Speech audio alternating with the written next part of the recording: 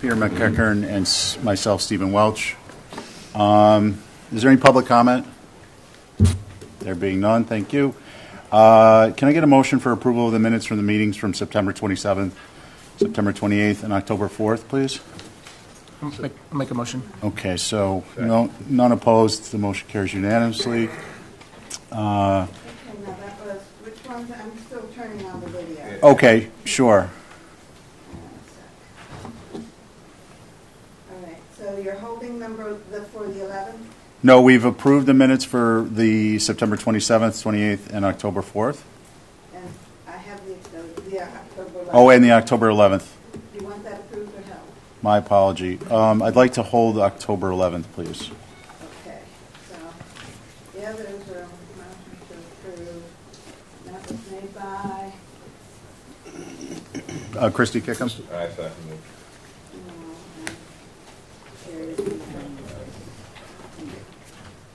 Okay. So this morning we've got capital request review for the Nantucket Public Schools and the Nantucket Airport. We're going to start with a presentation of requests from each department with a question and answer with the department head and the enterprise fund respectively, and then we'll move on to our discussion amongst ourselves. So if the school committee, the school is on the agenda first, if you're ready to proceed. The floor is yours. We have 3 requests this year for FY19. We have a safety and security request, a central office addition request, and a playground and field improvement request, which is in actual 3 phases. So I will start. Which one would you like to start with? Because we didn't get in order how you got them. Okay, we have from the top safety and security. Okay, so that would be for the high school. We're very focused on safety and security in the schools. We have recently completed the vestibule in the middle school. It's actually an airlock. The outside door stays open all day. No one can enter the school unless they're buzzed in. If they need to drop something off, they drop it off through a window with the secretary. So parents don't need to come into the school unless they have some other purpose there and they're buzzed in. We'd like to do the same thing at the high school. We'd like to build an interior vestibule, so it would be mostly glass. So someone could walk in and go into the front office if they needed to. They would be buzzed into either the front office or into the school. Again, there'll be a window installed so they could drop off a lunch or a uniform or whatever their child was missing that day. That request is $450,000. That was based on previous. We had a design done a while ago, and I've also bid out the middle school vestibule. The middle school vestibule came in at $310,000. When I bid out the middle school vestibule, the highest cost was the glass. It is bullet-resistant glass, very expensive. We also just finished the intermediate school with the same type of glass. So I asked the architect, and we upped it to the request to be around $450,000. Okay. Thank you. The next request on your thing, I have the central office addition. I believe that's correct. Was that next? Yep. Yeah. Okay. Central office addition. We renovated what used to be the teen center a few years ago, and the central office moved into it. We would like to bring over the rest of the admin team.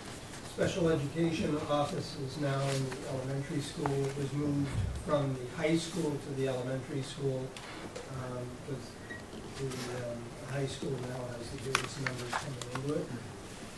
And the technology director and the ELL director are also in the various schools. So we'd like to bring them into the central office at the old teen center.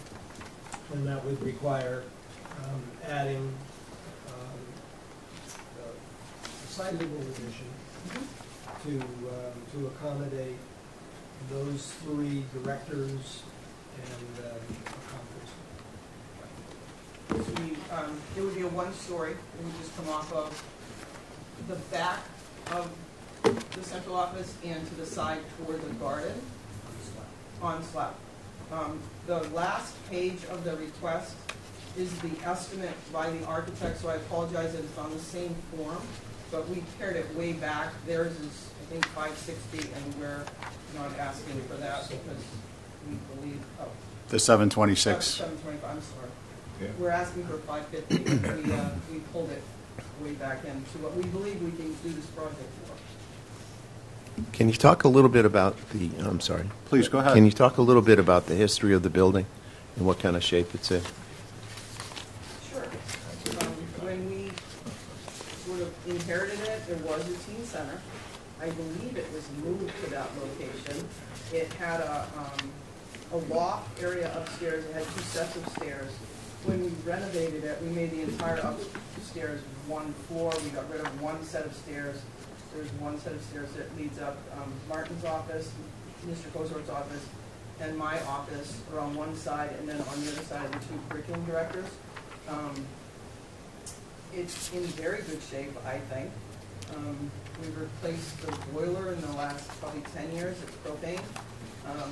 One of our initial requests was we got a letter from the town to hook the town sewer and remove the septic system because there's a functioning septic system that feeds the building right now. We decided to take that out of operating this year and get that done because the health department's really pushing us on that and didn't want to wait for this. I think it's in very good shape. There is some work to do. It's not, we don't believe the roof, but there's weeping that has come down, and that's a ventilation up over the offices. So when you go in there, you'll see on the walls what it looks like.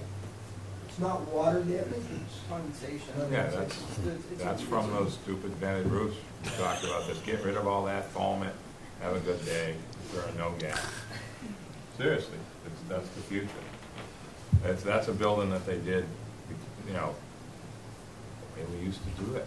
We had to have everything open. It's insane, but that's what, no, I think this is great. You guys always have efficient use of land and buildings.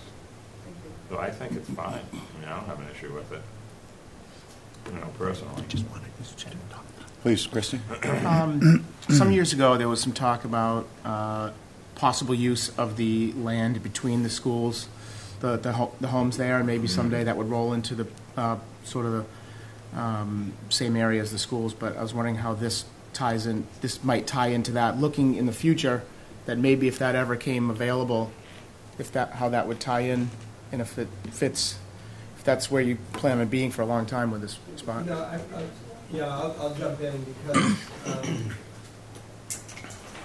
I think the community has always liked the campus, the central campus idea. And someday, that's going to get harder and harder. And so I think the district should be looking at acquiring different parcels there as they open. I would never suggest that we do it by eminent domain. I think that just makes for bad neighbors. Yep. But I'd love to have communication with the various groups and say, if and when you are ready, you know, we would like a first right of refusal for those properties. To do that, I think it was 2 years ago, FinCom said you should be building up a fund, if you will, that will allow you to act quickly when those properties come up, rather than have to go, you know, through a special meeting. And so that's been proposed, but we haven't been able to act on it within the confines of all the other things that have come before Capcom and FinCom. But it is, you know, it's something that needs to be done. Someday, we will have to build another school in this district. And to have those properties, you know, Franzudo and Beth Morris is there, and I'm not sure who the other owner is in between. Well, that's the one, Kaiser's is abuts us, but I was talking about the ones in between. Yeah, no, I know. The Just middle Other side. school. Yeah. So I think that is something that the community should be looking for and not lose sight of, so that if and when it could be done. Yeah. And it may not happen, but.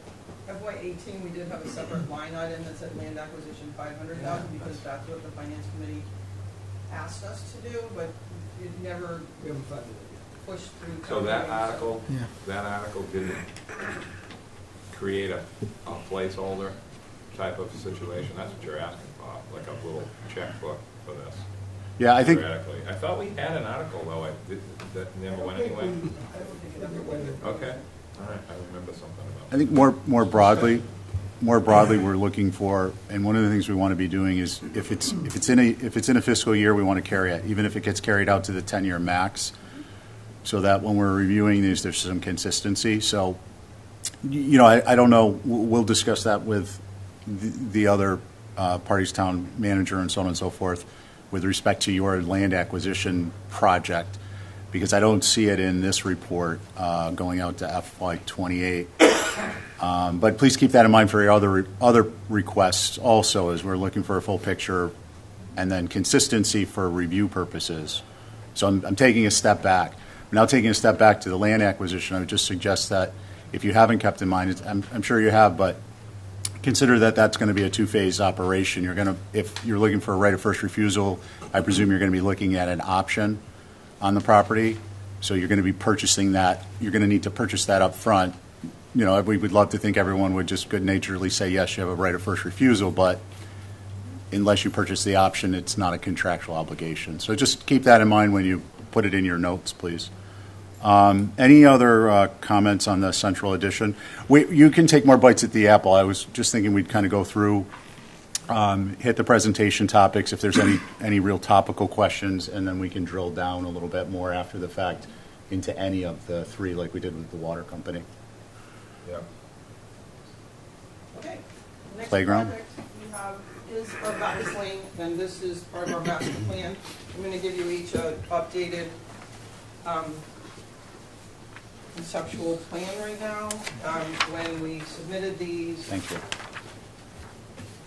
we are still currently actively working on this project, so we didn't have this updated plan, so now we do.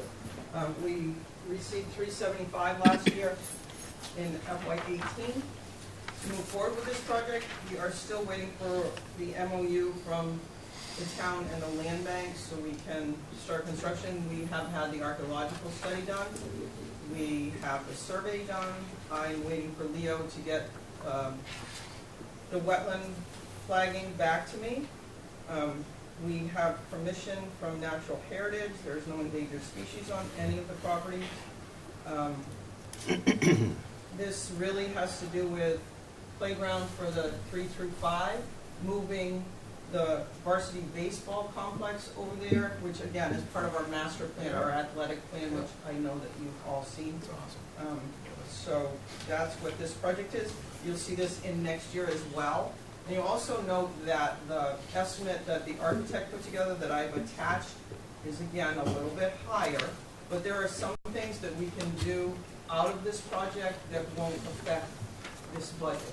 So we've taken great consideration into where we actually have some funding that we could use toward this and what it would look like in the end. Can you talk just a little bit about the price that was put in for FY18, and then how these new the FY19 funding request and the FY20 relate, or it's just FY19 and so how do the 19 and 20 relate to the 18? So we went to our architect, SMRT, landscape architect, and we asked for permitting. This was 18 I'm talking Okay. about. This is how we came up with the 375. Permitting, clearing and grubbing, and our first priority will be putting in some sort of a playground. We may not get the whole playground area in for that, but and the fencing. Fencing is very, very important to us, just for safety. So that's where that came from. And then this year they updated it to add playground equipment, and do we want to use mulch underneath, or do we want to use that the new poured in place soft base, playground base. There are many pieces to this cost estimate that could be tweaked. We know that, it's a moving, living document, so to speak, so the total document, the total cost that they're projecting is 1.3. We believe we can do it for a little bit less, and that's how our 375 plus the other 2 years out came about. And the FY20, you mentioned 19 was equipment and base. Is that a continuation? Is that phased development of the Yes. equipment, or? 500, yes, for FY20. That would be probably for the baseball field. And building a natural field is tough. It's a 2-year growing season unless you use sod, so that could add to our cost as well. To use spring, fall to actually establish a root base in order to be able to play on it, or we use sod. So there are many factors in the cost that we are considering and how we're going to get this done. Okay, thank you. Another question that's come up, if I may, Steve. Please, go ahead. You know, we do not intend to have lighting at that field, and a few people have asked about that, with that as a concern. So A concern to have the lighting or not have it? that they would have the lighting. Of course, there are people who would love to have the lighting and have it as a night venue for baseball, but I think the abutters would be concerned with that, although you can have directional lighting that shouldn't affect it. But at this point, I just wanted to clarify that we don't have any intention of putting lighting. And how many of the baseball fields do have lighting? None. None. And if you know, most of you know where the baseball field is now. It's in the worst spot a baseball field could be in my opinion. It's right by the road in the back of the high school. So any foul balls are coming, raining into Windshield. parking lot Running on. and school, and there's no place for people to watch the game. It's not really a baseball. It's a practice field. Yeah. Just a little update on baseball in Nantucket. First year of baseball in high school was 1980. It's not that long ago. Sorry, everyone. Just to let you know. One of the reasons I didn't go to school here in high school. You know, when the field in Tom Nevis, I'm just giving you a little something to think about. You guys are so futuristic thinking. I would do some sort of survey with the neighbors. What neighbors are over there? I mean, is it way over in the backside? I mean, okay. Back when the field in Tom Nevis was put together, which is totally wasted now, and everybody knows that. I'm not being argumentative at all. It's true. It's just we're just mowing the grass. That's it. We had Cape Cod League here in 2003, I think. And Larry Murray set that up. It was actually unbelievable, and it was a venue that really was pretty cool. Okay, and we got some fluffy venues in Nantucket, and they're never gonna. And there's gonna be more fluff. But that would be some slick if we had the ability to have an off-island game come here, maybe twice a year, once a year, fundraising, night, Saturday only. You could put conditions on that. By There you the go. Cape Cod League, actually. And I mean, I don't think neighbors would about 5 years mind ago. something that's like that. I mean, look at Jetty's Beach in August with the pops. I'm just saying, are there any neighbors down there? You could always I mean, add that you know. lighting in a fourth phase. I think we should look at that. These things never get done when they don't get done.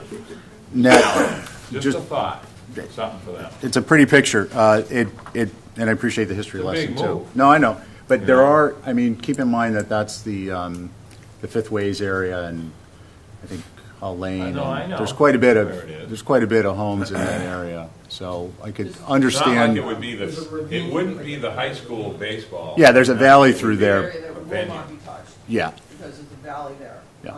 So just there's- just to mention that there are neighbors in the area. There's quite a lot of separation, and the new lighting today is very different than our Yeah. football field lighting that lights up the world. Yeah. Right, So no, that's right. It's it technology. is all. Hey, baseball is America's pastime. I get it. I'm just saying, there's neighbors in the area, night games may not be, Right. you know, it's But a I pretty wasn't picture, but it saying may not the be. high school schedule will never be at night because of boats. I'm Yeah. talking about a different thing. I'm not poo-pooing it, I'm Okay. just pointing out there's neighbors You're there. Yankees fans, huh? No, thank you. No, he's one of the neighbors. All right, any other, Richard, please? You had a great story about not spending the fully committed money for the intermediate school. Can you just bring that? Yes, so, as most of you know, remember, we came to the community, we needed to do this fast. You know, we had 730 students in the school designed originally for 450 and then expanded for 525. And so we had to move quickly, and instead of spending the first year on design and then having concrete numbers to move forward with the building, we put it together. And so the first figures that we had were not as tight as we would have liked, but we needed to move forward. And so we went back, after the architects were able to work on the specs, we went back to the community and said, you know, I think it's going to be 3.7 million more, and that was passed by the community. So where we are now, I think, is probably about 2 million, 2.5 million remaining. So of that 3.7, you know, we spent 1.2 of that, which I think is a good story. I mean, we didn't hit the first mark, but that was before the architects really could get into it, and so we're very pleased. I think there's a lot of good feedback on the building, and we're still going through a punch list. There are still some things that we need to iron out, and I'm sure that it will take a year, certainly a winter heating season, to really get all the kinks out.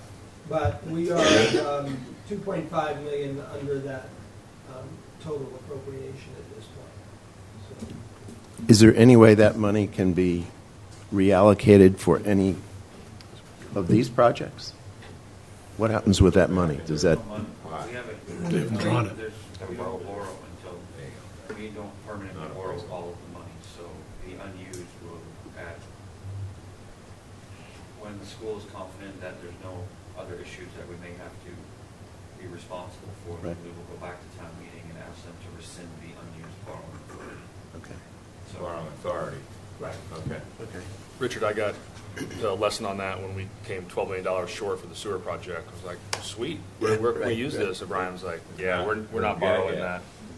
Okay. That doesn't work that way. So on methods of funding, what are we proposing? Just let's start from the top. Safety and security. What do we have a recommendation or proposal on the method of funding for each of these projects at this point?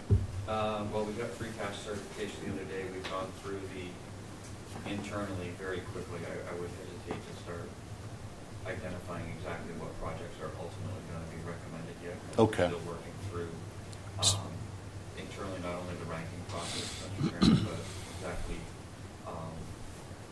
what we're going to do in terms of, are we going to propose a capital exclusion or anything of that nature as well. So Okay. we're kind of internally, we have another meeting tomorrow morning to finalize that piece. All right, so then my question to the school is, in terms of, well, several actually, in terms of priorities, which is your priority? And then the other aspect to consider, it's kind of like a parallel question, is which of these can be, if funding were not available in full, could be broken up into phases additionally? I'll tackle that, and I think the first would have to be safety and security. I think whenever you don't go in that direction, if you were to ever have something happen and you hadn't taken the reasonable precautions, I think we would all be in an uncomfortable situation. So I'd have to say the high school interior vestibule would be the first step. The second step would be some phase of the Bacchus Lane playgrounds. We have a beautiful school, we need a playground for those children, and that whole process has been slower than we wanted, based on negotiations between the land bank and the town, but we're getting there. So certainly the playground phase of that would be the second. The third would be the central office. While I would like to have everybody in administration in the same building, that's not at the same level of priority as the other two projects. Okay, great. And then the safety and security, it just occurred to me, I wanted to ask a follow-up question on that. FY21 is an additional 450 request, and that's 450,000, and that's for elementary? Okay, just for my notes. And that would be the last school to Put a vestibule, that's right. Okay, thank you. Questions from Christie? So the vestibule, was there a discussion to build it on the existing footprint inside or as opposed to the outside part of it? at the high school. Yeah. There was discussion, and that's why we decided to go inside, because the overhang is a nice area for kids to, wait out of the rain. It's actually one of the design pieces that we added to NIS, so that kids could wait outside in inclement weather as their parents were coming to pick them up. Okay. And then, is there any additional safety measures to any other door around the property? I know that we sort of basically say, oh, well, anyone that, anything bad's going to happen, they're going to come through the front door.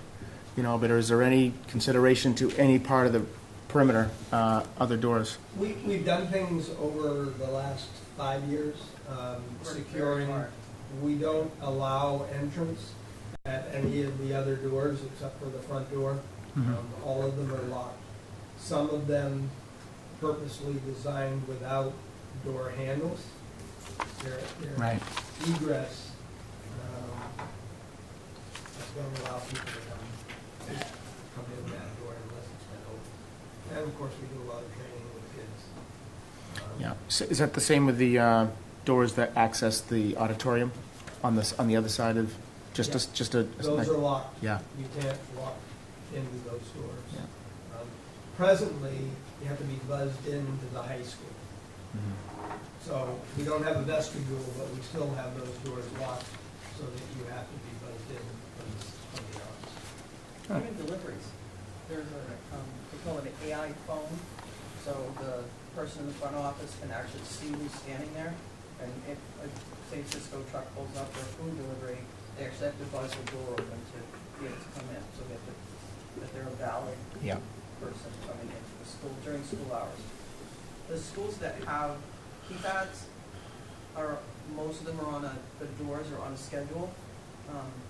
When they unlock, when they lock, that kind of thing. Teachers that have a badge or staff, there's different group times that are assigned to our badges that allow us entry during the lock times.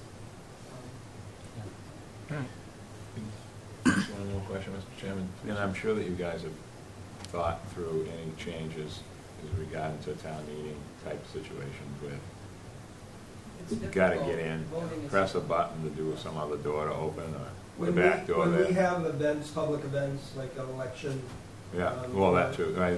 or town meeting, we work with the police department, and we have police in the building. Right, right. In key juncture areas so that adults can come in, but they really can't go into the academic wings. Okay. Peter? Quick clarification. So this is for the high school. You said that this was installed in the intermediate school already. Excuse me if I'm not, if I'm uncertain, but the middle school, is that also a part of this? The middle school is Cyrus Pierce, so that's And that's the already one that's done. just been done. Okay. We just finished I didn't know if that was the Yeah. brand new. Yeah, I That get confused actually, too. Yeah. Peter, was probably the most vulnerable spot in all of our schools. Because you could walk into the middle school and just keep walking. Right. Get to the high school, get And get to the high any school, other get part to of the any school. other spot. So Certainly. we did that first.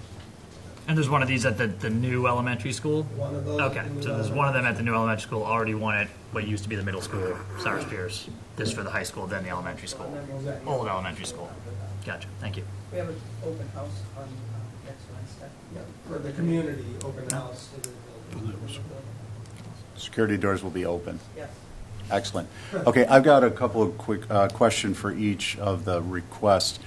I don't anticipate, but I'd like to know with respect to the safety and security, personnel changes, operations and maintenance or management. I presume that with respect to that particular one, it's a proximity thing. The personnel doesn't change. Somebody's going to be there one way or the other to address it.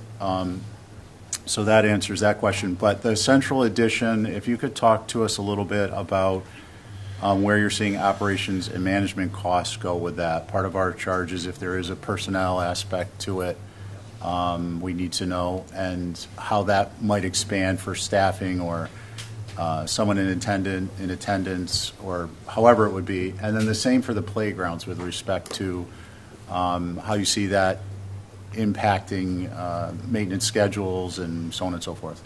So, the first project, safety and security at the high school, would not require any additional staff. We would just move desks within the office to cover that. The second one that you mentioned, central office, would also not require any new staffing. We have the existing staffing, it's just office space for, and centralizing all of the district administration. So there'd be no additional staffing there. Interesting question on the Bacchus Lane. My first reaction was to say there'd be no new staffing. Yet, as you are adding field space, could I envision that we will need another grounds person sometime? I don't think that would be right away. And a lot of times, personnel depends on equipment. If you have better equipment that can cover more ground, you may not need more personnel. Mm-hmm. So that would be the only one that might have an impact that I can see. I could see where it could serve to fill time where you may have someone who's dedicated to doing the playground maintenance and the fields maintenance. Actually, this kind of fills in a space, so they're not painting signs or doing something else that someone else might be doing. But these are just things we want to be thoughtful about. So thank you. Anyone else? Just on the security, just want to say I appreciate all the supporting documents you have for the getting your numbers and stuff. A lot of good stuff instead of just coming with a number. Peter? On the central office addition, the cost estimate based on about a 1,500 square foot addition is about $370 a square foot. Do you guys have any source, or was that kind of word of mouth or any local experts or anything like that for those estimates? We took the estimate from the architect and we really pared it down based on what we've recently built. And just, it's going to be on a slab. We're not asking for a foundation. We're not really adding plumbing. It's more, it'll be electrical that will be run. There'll be fire alarm, but there isn't a lot to it other than the structure. Right. So we. Sorry, so there was a quote from an architect? Yes. Okay, gotcha. I didn't see in here, there was a source of cost section that wasn't, nothing was checked, so I didn't know. Okay, thank you. Richard? When you think about what a new building would cost, $550 is small money. All right. Certainly. This is like, Yeah. all fair to say I stuff. Yeah. Great. To me. So this is where I feel like Alice in Wonderland and going down the rabbit hole from my New Hampshire roots. So, How so? it's all relative to where you live and where you're building. In New Hampshire, to say 500,000 like 2 million. is small money. Yeah, it's not small Yeah, money. It's not small money there, and yet, for any of us who have tried to build on this island, Yeah, it's- it puts it in that perspective. Permits could be 500,000. Haven't even done anything yet. Peter? As a person who's been part of that program with the schools the last couple of years, my questions really go into occupancy at the existing NES, because we all understood how the progression of people, both students and academic teachers, were moving through, CPS, and then all the special services would move out, and those would become classrooms for the high school. What is your existing occupancy now at NES of any open classrooms or anything that hasn't been used, not earmarked, but actually used today? That's a great question. We, as of October 2nd, have 365 children at Nantucket Elementary School and 378 children at the intermediate school. 349 at Cyrus Pierce, if you're interested, and 535 at the high school. One of the things that I'm happy about at the elementary school is that the reconfiguration has given, first of all, the existing staff in those buildings the space that they didn't have before, that they were sharing. But we have added a Head Start program. I don't know if you're follow that in the newspaper, but we have 20 children now, or soon 17 right now, who in the past would have gone to no preschool program in the community. We have given Head Start the space, and those 20 children are 20 children who in the past wouldn't have been going to preschool. Head Start is a federally funded program. So we've given them a space. We brought the community school back in. They had been farmed out because of space problems, so they've taken a classroom. We brought the early childhood center that was out by the airport for 2 years. We brought that back into the school. So those three spaces have been taken. We put out for any private preschools that might want to come in and run a preschool program. The reason for this is we did a survey, and there are still a lot of children in this community who don't have options for preschool. A lot of the private preschools have waiting lists. Some of those waiting lists may be short, some may have been very long. Yeah.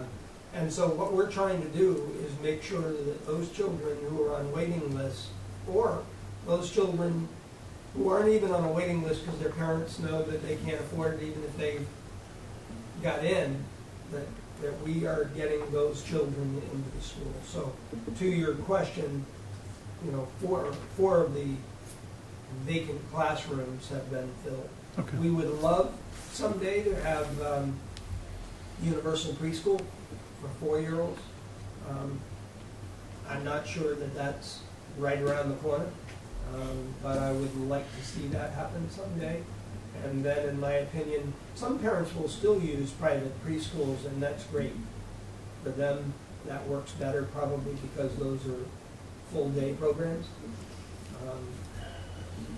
But if we pick up education of 4-year-olds, then there would be more programs, private programs, who could take care of 2- and 3-year-olds. And that's a problem in the community, for the community. So my next question, Michael and Diana, is more part of my world. What's the existing square footage that you need for admin with the new addition? What would that total square footage be if we took that building and added? I'm not sure what the existing square footage of the community center is. Like 2,400 maybe, 2,200 square feet? Other than that, we're probably gonna add about 1,500 square feet. I Again, think, one story around the back and stuff.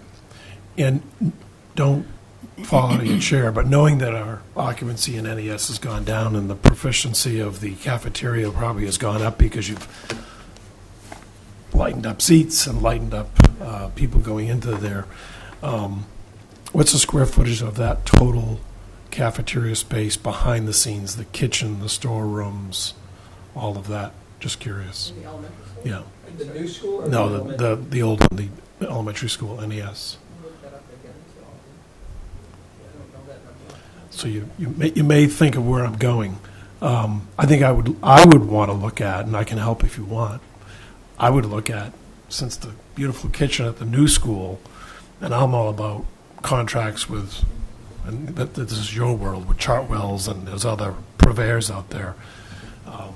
One would think, if it were my money, even though 550 is not a lot of money in the whole overall scheme. Compared to a new building. Yeah, overall scheme. So what and I also heard some valid commentary about leaks and existing conditions in the admin building. And the NES building is a lot newer than the old admin building, which is, what did you say, 1955.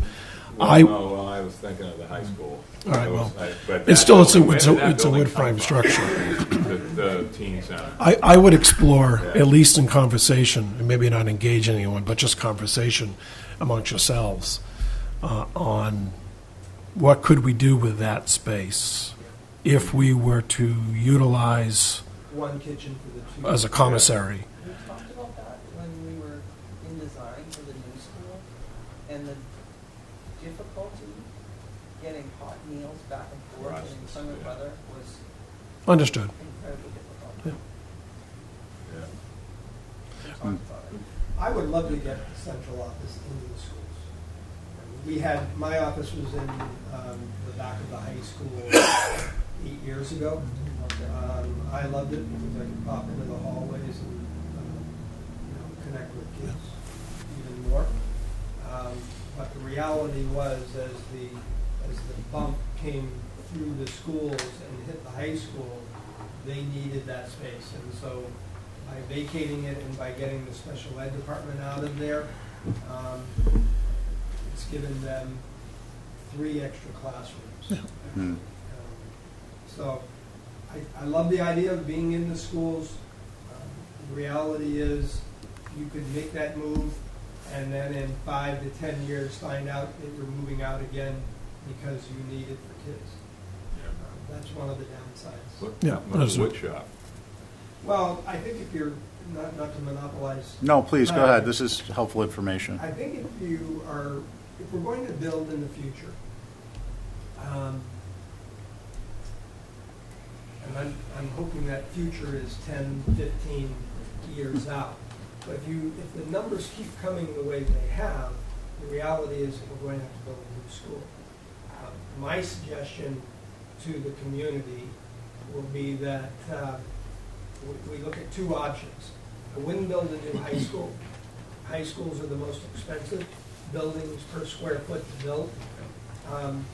I would do one of 2 things. I would make the present vocational wing an academic wing and build a separate vocational building. That's one option. That would give you space. Or I would make the CPS into a high school so that that entire building is high school and build a new middle school, which is cheaper dollars than building a high school. I think those are probably the 2 best options as I look at them now, and it will depend on how quickly those numbers come at the district. It's helpful information. We're trying to look forward. And just lastly, your enrollment numbers, I imagine those have been on the books.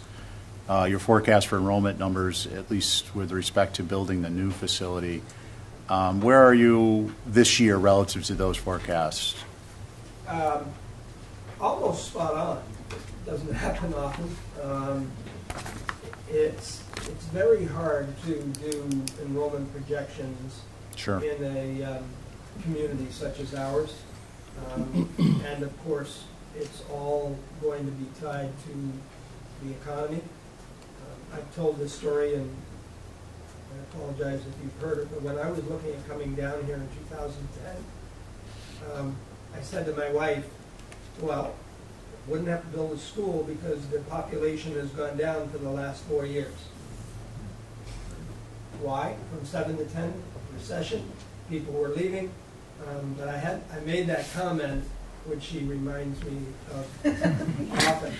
Yeah, it's your fault, Michael. You jinxed us. Since that time, just since 2010, we've gone from 1233 to 1588. Okay, that's from 2010. That's 7, 8 years. We've gone up 350 kids, which is a school. Never works out that way, but just in pure numbers. So if those numbers were to continue, and they have moderated, which was the prediction, but it took off on a slope like this, and now the slope is about like this. If it remains like this, we're okay for a while, but if that slope goes up, now a lot of people will say, well, just wait, all we need is a good recession, and your enrollment numbers will go down. If you look over 20 years, whenever we've gone down over a series of number of years by 100. Whenever we've gone up by 300. So whenever it rebounds, it clearly surpasses what you had before.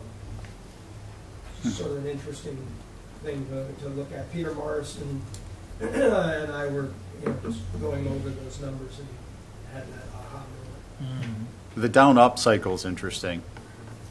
In addition. Thank you. Appreciate it. And thanks for your time this morning. Thank you. So we are going to, Brian, do you know, is Libby going to be here or is she not? And is that like a new thing or? Because we're kind of missing our discussion with town administration portion of our sessions, which is kind of critical. Thanks, Michael. Thanks, guys. you. See ya. He's a good guy. Well, we can take the. Okay. Okay. It's just kind of a critical part that we have her input. Okay, so you all do. We want to. I don't know. At this point, we could do a discussion on ranking if you have comments or questions, or we just do them ourselves. It depends on your level of comfort. I mean, I'm wicked comfortable. I feel like I have some questions I'd like to ask Libby before I do my ranking, which is why I brought that up. And I don't have any particular comments with respect to ranking for the group. But if anyone has comments, I'd ask you. Please make them, yeah. I like that you or somebody asked on how do you prioritize these three. It was nice to hear them kind of think through that. Yeah. Right? 'Cause I wouldn't have thought vestibule would have been first. I thought they were set playgrounds. So it was interesting to hear what they had to say. And actually, just as a programmatic thing, I've got it in my ranking form to ask that question. If I miss it, somebody please ask. Because I think it'll be important for us later in the ranking. The way that they're set up over there, Yeah. when I first got on, I think it was 3 years ago, they had a plan, and he didn't even bring it up, but that baseball field thing was part of that plan. Yeah. Flip-flopping, it's taken 3 years to flip. And that was part of the middle school plan, and there's so much involved. And they're utilizing their footprint, that middle road, how good that's working, the signage is good. I mean, everything they're doing is kind of rearranging the deck chairs around to make a better school system, and it's working. Yeah, I mean, It really is, I think. I would agree they're working within their footprint to make things better, and it's pretty market improvement. Peter? Yeah. Brian, is there any rent income with them renting out space at NES? I was going to ask that. I'd have to check, not to the community school. The possibilities, that's always been a part of the Correct. school anyway, so I'd have to check about what they started. Yeah, the only thing that wasn't really part of the plan was that the admin was supposed to go back into buildings. So I'm surprised that's why I asked the occupancy question and how many rooms do you have vacant? Because to me, 550 is a lot of money to add on to a building that is not worthy of a dollar. It's just my opinion. Richard, and then I'll make a comment on your comment. Just a question, Brian. How would they set up the real estate fund that they were talking about for future land acquisition? What's the process? If we were to propose any dollars, then that would be, we set it up as an article that would approve a sum of money to be able to purchase property in the event it became available. But don't forget, I mean, just because property becomes available, there's a very long process for the town to go through to actually acquire pieces of property. So, you know, this has been something we've discussed over the last couple of years. It's been something that has been looked at, and we have not proposed or advanced an article to fund, to essentially set aside money for an uncertainty when that money could be used to be working towards the many other capital needs that the town has, as a community has. I'm not saying that at some point the theory won't change internally, but we've taken the approach, I think, that we know that it's something to do, or we call it, I guess, a nice to have, so to speak. Mhm. But we can identify, if we put $500,000 aside, say, we could probably identify 5 different projects that $500,000 could be used to alleviate something within the short term versus setting it aside in an article, waiting for a piece of land to come up. Now, I understand the whole concept, but I think that's, Got it. we haven't advanced it at this point. It hasn't been something that's, Okay. does that answer your question? Yeah. Peter, just a quick comment on yours, and I think we need to move along, was that in addition to the cost, I mean, I just, as a member of the community, have a little bit of concern that it's the long-standing policy, and I understand that they're moving with the times with the number of students coming in and so on and so forth to make space, but that the administration, at least with respect to the principal, the vice principal, are not actually in school, is how I understood that, as a matter of the office space. I mean, call me old school, no pun intended, but, that's how I grew up, that's what we had, and I think that there's a psychological, sociological aspect to having that hierarchy in the school, like in the classroom, in the facility, more easily walking around and so on and so forth. So it's not our place to determine that, but it's a comment I wanted to make. But it's a campus. I get it. Academy Hill is not the elementary anymore. I mean, Yeah. They're all in the same dirt, just got to walk. It's a lot better. I mean, where would they go? High school only? Then you could make the case that they should be at the elementary. I mean, it's all brand new, could have made space. I'm just saying, I think that having them in the middle of everything isn't such a bad idea, even if it was a fresh piece of land that they were doing it. You know what I'm saying? Yeah, I get it. I guess I'm just saying, my take on the conversation or the dialogue was that there's maybe not in the school as much as Michael would like, and maybe that's not the principals and the vice principals, but that's what I read into it. So, Who mentioned? yeah, that was my only comment, is that it seems like that's an important part of what the school structure accomplishes in kids' lives. Steve? But in any event, Richard? I think the request is to house, hang on, I got to read this. What is the future thing? It's not principals, it's It's central admin. it's the IT director's office, the English learner, I can't read English it. second language. Yeah, ELA. in a conference room, special services office. It's not to move administrators, I mean, like principals and vice principals. Well, we should get some clarification on that, because there seemed to be, that's what I read, but when it came up in dialogue, it Yeah. was different. And Okay. I think we should be clear, because that makes a difference in my mind, at least, Well, with to- respect to ranking and priorities. Peter? The special ed, from my perspective, is one of the most important office and staff to be engaged with students, to be isolated in the middle of a field when those are the people who work with all of the children who are on IEPs. They need to be close to classrooms and I think it's, yes, can they get out of their office and walk to one of the 3 schools? Of course they can, but then you add elements of time.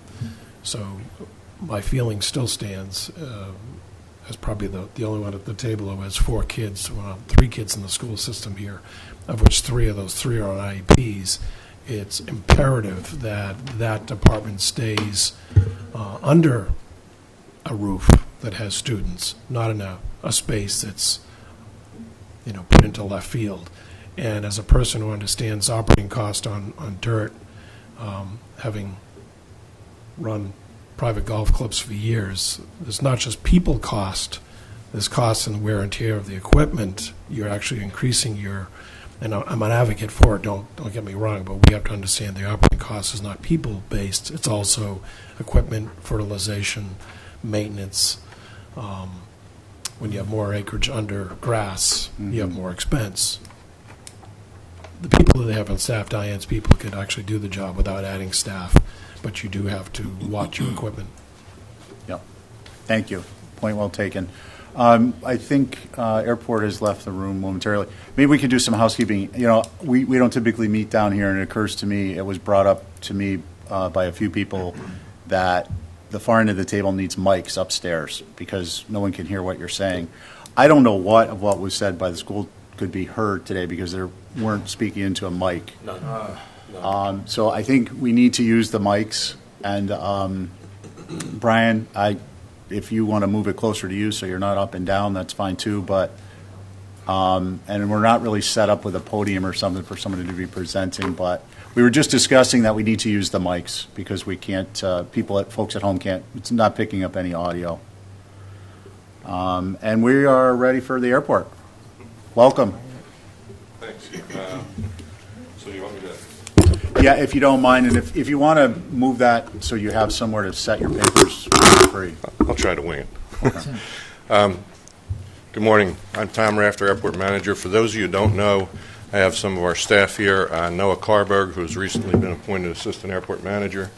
Jamie Sansbury, our Finance Manager, and her assistant, Deb Crooks. And they're the brains behind the work here. So I'll try to present it. If there's any questions, I'm going to be turning to them. So. Thank you for introducing and welcome to y'all. We have 7 requests before you today. The first 2 are what we call AIP projects or airport improvement projects. They are eligible for FAA funds and are part of our overall capital project that we go into a request for FAA. Just to let you know, we have our meeting with the FAA scheduled for November 15th, so that may change the order or magnitude or funding and some of these things.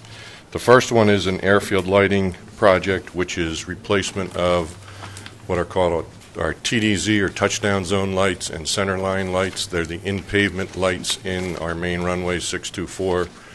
It will be converting them over to LED. As you see in the packet there, a number of years ago, there was an incident where an aircraft left Kennedy and impaled a light into the fuselage and flew overseas and finally was realized upon landing.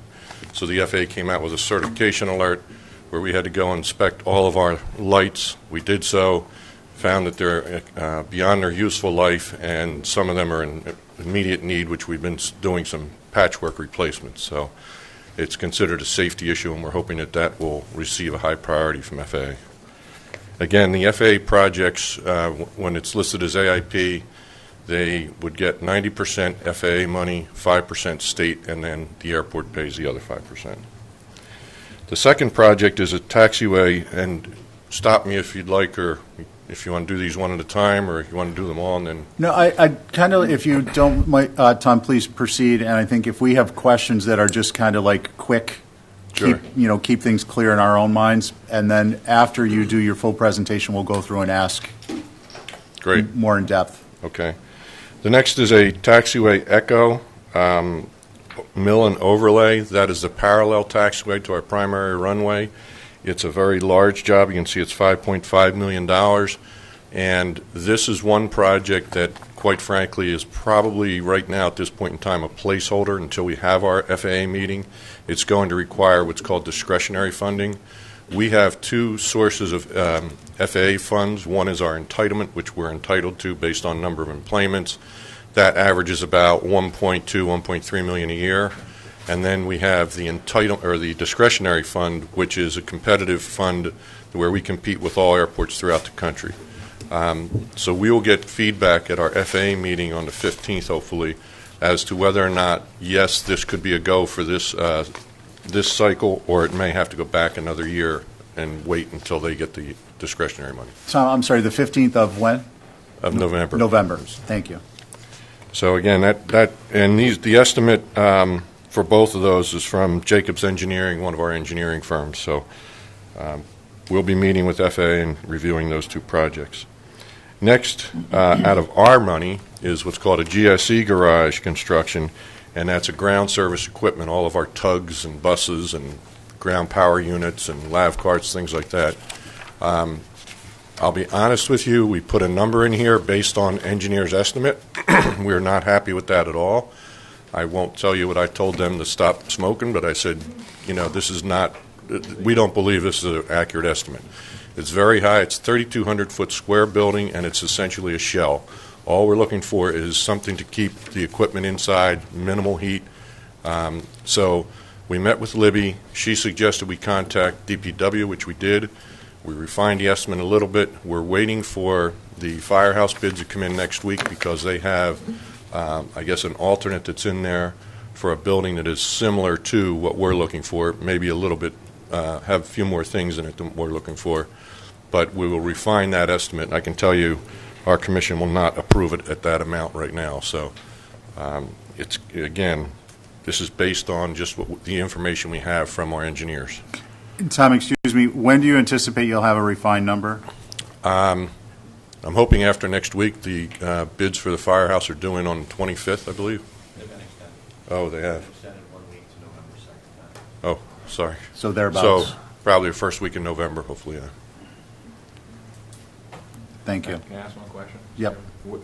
Where is that building allegedly being placed in your?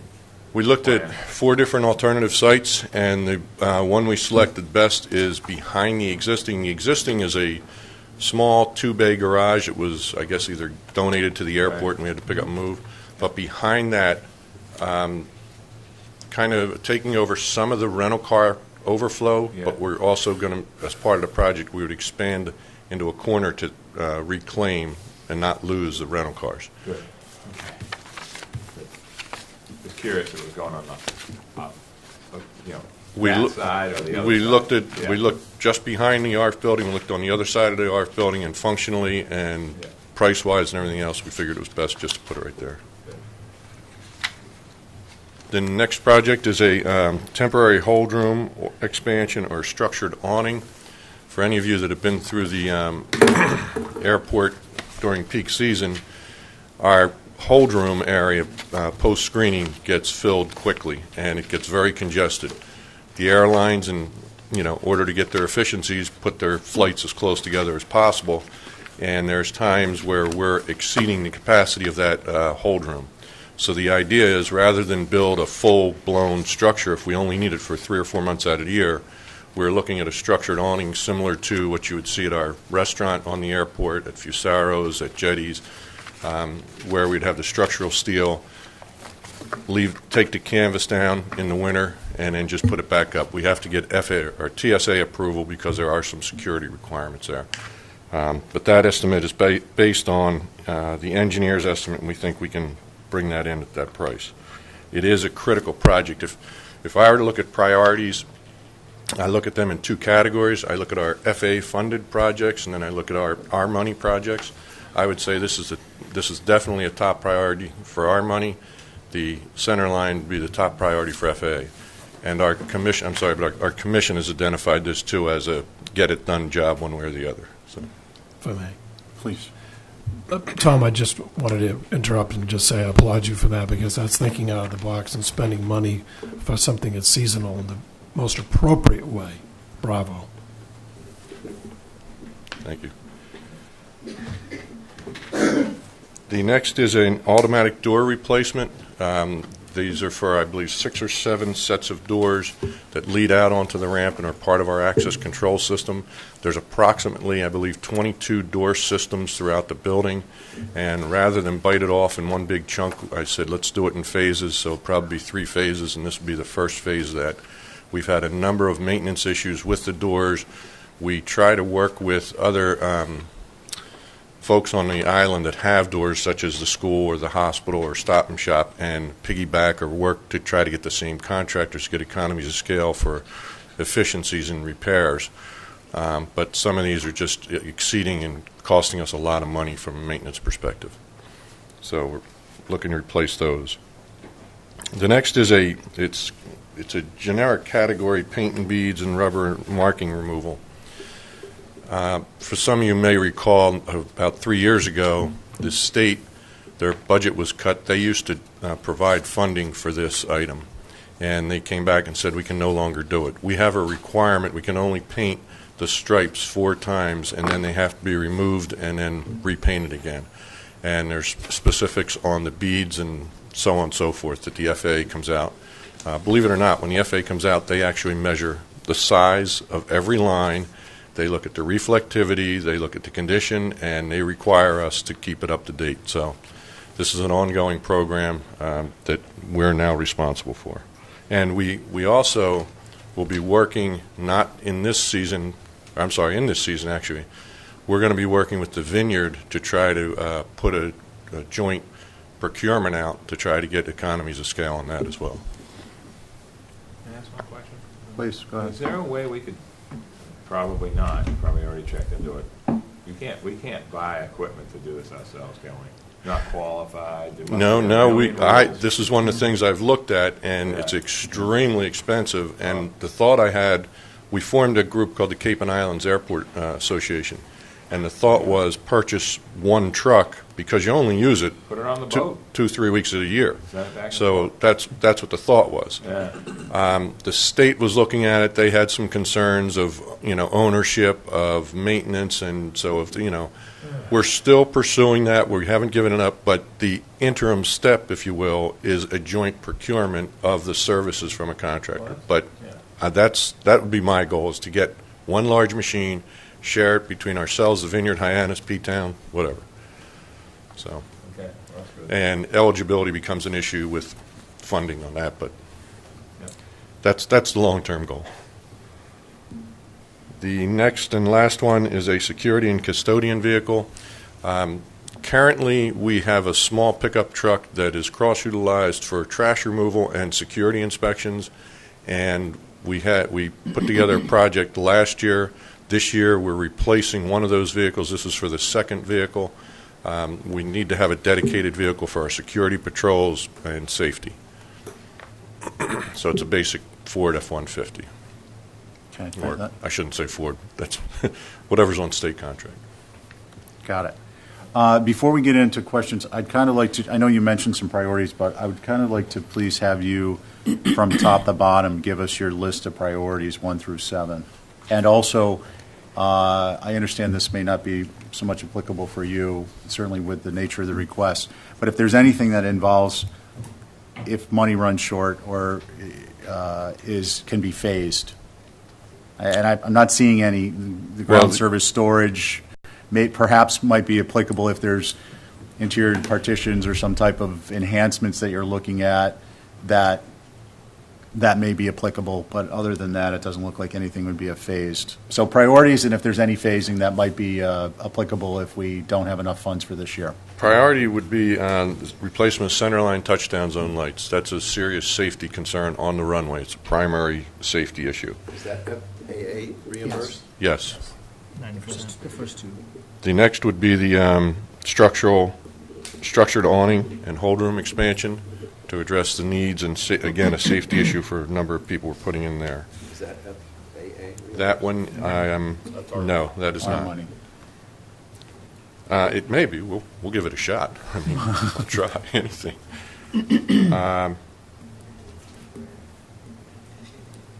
It's temporary, so yeah, so it wouldn't be It's our funded money. through FAA. Yeah.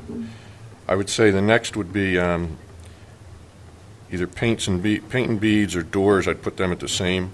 One is a security and the other is a safety issue. Same But the- question, either of those reimbursable? No, unfortunately. Just- That's the paint and beads. They used to be funded through the state, and they lost their money. And then I would say the GSE garage, taxi, well, the vehicle falls right in there as well. But I would say the GSE garage is ahead of that, because the GSE garage is going to extend the useful life of some equipment that we've recently purchased and that we're going to be purchasing in the future. We have projects on the in the works for a new de-icer. We have buses. We have a lot of equipment that we end up storing either in other places or outside, and I think that would be useful in terms of extending the useful life. Is that? Yeah. How would we rank something like the garage that we need a couple more weeks for a new bid to come in? Do we just put it on hold? Do we? Yeah, What's the process? Sure. My suggestion is, I think in the way we've set up the spreadsheet now, I would suggest that we put in our rankings as soon as we feel we have enough information to make reasonable rankings. And when information is updated, which is going to be more than just the airport, it hopefully won't be a lot of departments or a lot of requests, but it doesn't look like it has been. We'll just update them because we can just send in we can just mark it up, or you can send in an email that says, I'm changing this request, this particular criterion to this number. Or if we do it, you can send in a new form and just say, this is the revised form, please enter it. So do this form as is at 2.3 million. Nobody really likes it. I think so. I think that's, what do you guys think? Yeah, I mean, I You think good with that? you're grading on the project, knowing they're doing their diligence, trying to find a reasonable number, I think. So make sure we're all doing the same. Yeah, no, it's a good question. None of these rankings are finalized until the end of the whole process. Right. Yes. Anyway, so I mean, we can go back on any number of projects, as you Yeah. said, if need be. Well, and that was why, the point I was making is it's important to get Libby's feedback on some of these things, because there's questions that somebody may have that will answer a question in your own mind that reflects on the rankings, or may create a question that you get answered that will affect the rankings. So it's just better to try and do that all at once. Tom, go ahead. If I may, on the financial aspect of this as well, we've been working closely with Brian and his staff. They've been very helpful in working with us through, if you will, 3 different categories. The FAA or funded projects, our retained earning projects, and then ones that we're going to have to take long-term for borrowing. The goal there being reducing debt service. Some of the history at the airport has created some issues and challenges with our debt service, so we're trying to reduce that. Okay. And then was there one item that you hadn't ranked for priority? The taxiway. The top was centerline, the touchdown centerline lights, number 1 on there. Airfield lighting What was project. number 7? The taxiway E. Some of them, Echo. Kinda Taxiway have E this- would be number 7. they're the same. Yeah. So you made it easy for us. They're all number 1 priority. No, I just went through there. It was the lighting, the Yes. hold room expansion, GSE garage, doors, paint and beads, and the vehicle I would put in one category, if I may. It's they're, I don't want to say they're maintenance, but they're quasi-maintenance type things. Yep. And then the last would be the taxiway Echo, So 1 through 4, and then all the way to 7, kind of. Gotcha. And they're relatively, some of those are smaller projects, but the paints and beads is a requirement. Yeah. So that's one of those ones I really can't prioritize. It's just something we have to do by regulation. So the paints and beads, and did I get that there's safety issues and concerns, but are there any other items that are legal requirements other than the paints and beads? The LEDs? Yeah, that's the, in theory, you could say the hold room expansion is, because it's, right now, we're kind of in violation possibly of the fire code at times. And then ultimately, the automatic doors will become that if, in fact, they go to full failure, because that's a security system. Okay. So, but currently, the legal requirement is the paint and beads. Yes. and the other are potentially imminent. Okay. No, just for clarity in our own processing. Yeah. Richard? I'm sure you've looked at this, and I'll ask the stupid question. Homeland Security money? TSA money? Yeah. I don't know if you've been seeing what's going on in Washington, but they're actually cutting their budget back. In fact, one of the projects that we're, not project, but one of the funding streams that we get right now is for law enforcement support, and they're looking at eliminating that, which could be about a $90,000 hit to us. So it's going back and forth between the Senate and the House right now. TSA is telling us they have no money for any of this. One thing we are trying to do, and we're hoping that we'll be successful, they've indicated there's a strong possibility. We're looking to institute for next season something called TSA PreCheck, which for those of you who are enrolled in it, you go through, you don't have to take off your shoes, you don't have to take off your laptop. What that will do for us, in addition to allowing us to do the pre-check, which they found a very high percentage of our customers are already enrolled in it, is it will give them additional full-time employees. So that helps offset some of the items, but they have no money for cap for any projects or anything. Okay, thank you. Oh, excuse me. Yeah. Let me just, and I don't want to get anybody's hopes up here. A number of years ago, there was a requirement to put in bag belts to screen bags. Airports funded those. The larger airports were reimbursed. There's, I believe, 5 of us or 7 of us right now that have been fighting since before I got here, because I was in Atlantic City, we were in that same list, to get reimbursement for those belts. There's discussion right now in Washington, if it gets into this next year's budget, we would get reimbursed for money that the airport spent on bag belts. That's the only real DHS money that we would be getting. But I'll believe it when I see it. Thank you. Mr. Chairman, that's one quick question. Please. On No, the we've AIP got time. projects, so it's $5.5 million for the taxiway. Do we have to borrow for that, spend it, and then we get the 90% back from the federal government and state? How? That project, hopefully, and Brian and Jamie will correct me if I'm wrong here, that would not be a long-term borrowing, hopefully, because it is not. We would not proceed until FAA said, yes, you have discretionary money, which is 90% funding, and then state comes in with the 5. So then what we would do is we would have to look at what the 5% is at the end of the project, and that may go long-term. Thanks.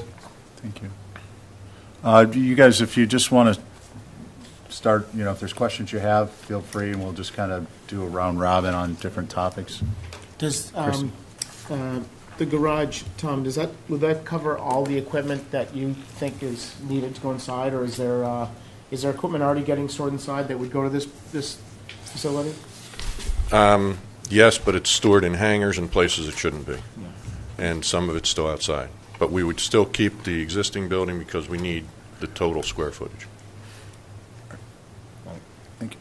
And do you I don't see it, and it may just be an oversight on my part. What is the actual square footage of the proposed structure? 3,200 feet, I believe it should be in there. So 32, they did yeah. a space analysis. They listed every piece of equipment that needs to be in there. And we don't actually have that. We have pictures of There should be some nice pictures of some equipment. Oh, yeah, okay. This is the memorandum from Fenwick? Fenwick and McCready. Okay, thank you. Yeah, the first part of that should be a listing and identifying all the equipment and then the total square footage needed. Okay, yep, that answers those questions. And did we, bear with me a moment, Peter, did we get a number on the police layout building, square footage? I'm just curious to compare and contrast it. No. No? Okay, so we'll do that for our I own had to think, sorry. reference. Okay. Questions or comments, anyone else? Tom, you've done such a good presentation and your packet's so complete. And I guess they did it. Give Thank some- you. Always is. That's right. And they were. So just a general comment. We were looking at another facility request. It's smaller by about maybe a third, not quite a third, quarter in the $500,000 range. So I'm not suggesting that they're directly comparable buildings, but this building will be steel structure, insulated panels, heat, Basic heat, minimal heat, no drains, and lighting. And it's just a, and if you have any comparables, we'll be glad to look at them. We'd love to, especially if there's actuals. That's why we're waiting for the bids for the fire station outhouse, or whatever it's called, outbuilding. And you're anticipating a steel structure, maybe it'll be shingle, but it'll be a steel structure? Yes, yeah. Steel Yeah, insulated it's going to be panels. required, I think, to be steel. Well, we may be getting back to you on a resource for you on that. Thank you. I want to check our information before that. And that's, you've heard all the stories from everybody. Construction on the island's kind of hit or miss, and Sure. we're having trouble actually getting people to do work. We had a project where the electrician just said, I'm not doing this job. He put a bid in. He was supposed to do it. He left. Then we went through 6 other companies, and we're hoping that we can get the 6th one to do the work. It's about a $100,000 job, so. It's amazing. Nat? Okay. Just to, Tom, the arranger, is that getting, going away, or is that going to stay as an airport? That will go away eventually. Yeah. So it is an overall increase. We have 1 vehicle, we're going to 2. So instead of cross-utilizing, it will be a dedicated security vehicle and dedicated custodial trash vehicle. And there should be in the packet, too, a list of all of our equipment that has a replacement program with it. Okay. For the F-150, the 50,000, is that kind of like a loose figure? I know you have to go to the It's state actually bids just for it. taken right off a website. Really? Yeah, we 50,000 just for- went online and said, and I might have been MHQ, I'm not sure. For a basic. Yeah, just a basic Yeah, it 150. sounds like it, but. No, you should be Seems, well, we have to put lights and radios and stuff in it, so. 35, Nope. 32. Tom, is They the, don't make a small trucking one, not gonna go Yeah. Chevy, but, Nothing fancy. okay. Does it, question, really Please. quickly. As a security vehicle, does it need to have any additional equipment? or Just anything? the lights and radios, typical airport vehicle. Does that include it in this price? You talking about I like a light believe it box is, yeah. or something? Yep, That's all included? I believe it is, yeah.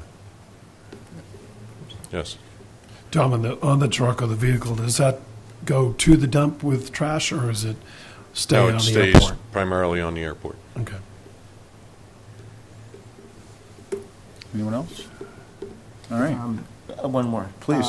The temporary hold room, is that going to require, let's see,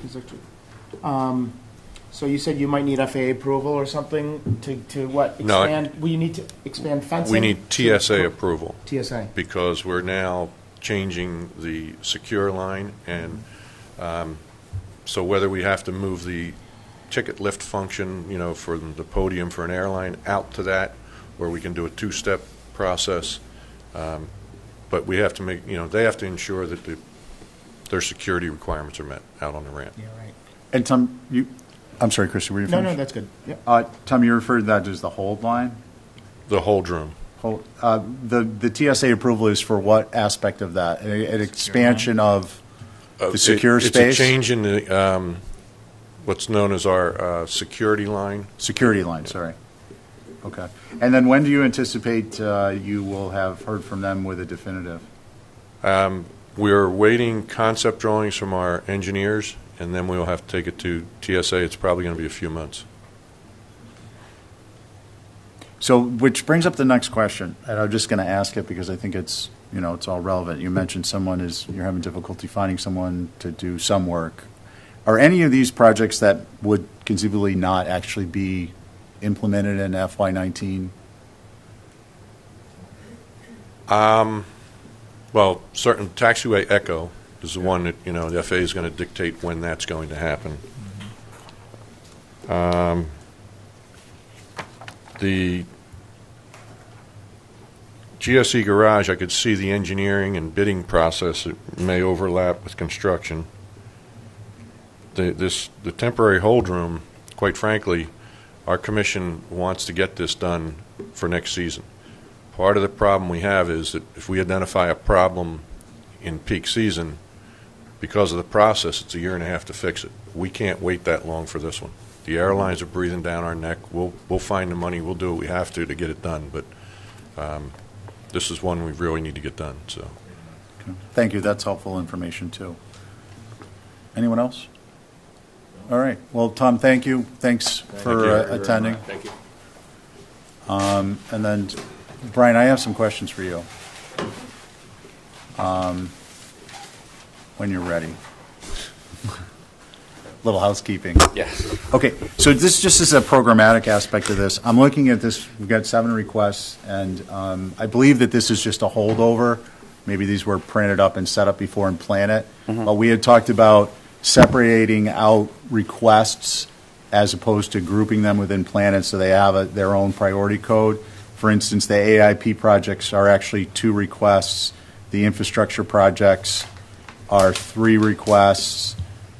The airport maintenance, I think, are 2 requests. So with respect to ranking them and then tracking them, I'm just thinking we would like to have the projects summary sheet, the departments, and their detail sheets are coming through as separate projects, but the summary they're showing as groups. And I understand the usefulness of categorization and grouping and the utility of that, but with respect to our packets and how we rank them, it would be helpful in summary form if an individual request is shown as an individual request.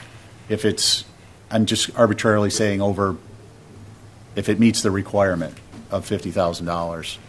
So Well, I bring that out to get your feedback. Sure, and I think that on the ranking documents, they would be individually listed. In the interest of time and getting this all done, with all the departments actually being able to input and still learning Planet, similar things were grouped together to get them into Planet, knowing that the detail was behind it to identify the particular projects in sum total tying out to the Planet documentation. I think that it was more in interest of being able to get this whole process up and the information consolidated in a way that we could look at the totals for the requests because of the time frame that we were working under. I think the decision internally was made that it was the for lack of a better way to put it, the best of a bad situation, so to speak, with the amount of time that it would take to put in all of those requests from every department and when they were similar projects like AIP projects or something like that. It would be my expectation that when we deliver the ranking Excel schedule that all of the projects are going to be individually listed and would be ranked on an individual basis. Okay. Insofar, I appreciate that, and I understand the issues with timing and getting these together, which is certainly a consideration.